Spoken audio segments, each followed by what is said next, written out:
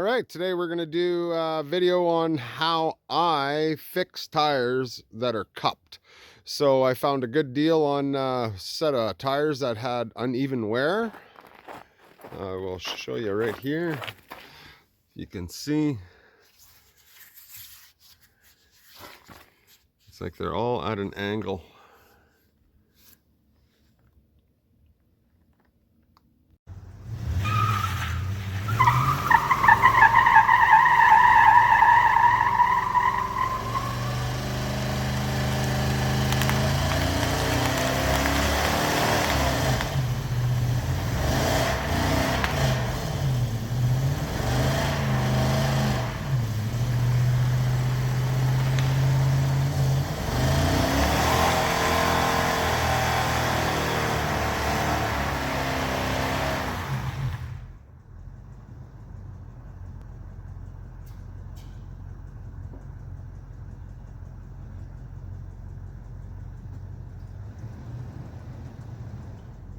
All right, and that's how you get rid of the cupping on your tires.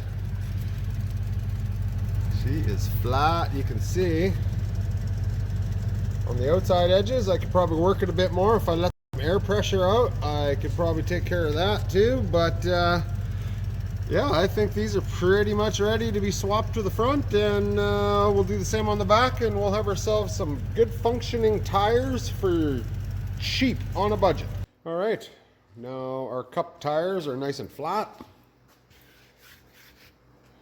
Did some good hot burnouts with it. Had a lot of wheel speed, so we didn't turn them into ovals. If you don't have enough wheel speed, it'll just wear them flat, but it'll make an oval out of them.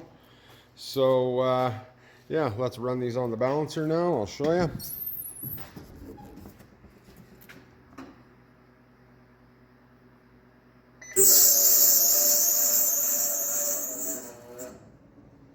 Even just by looking at these things, they're nice and round now, nice and true. There we go, perfectly balanced. Saved myself a bundle. I got these tires for 50 bucks a piece because they were cupped. Brand new, these things are 650 bucks a crack. And I'd say I have about 75% tread left there. So there's a good little tip if you want to save yourself some money on some tires.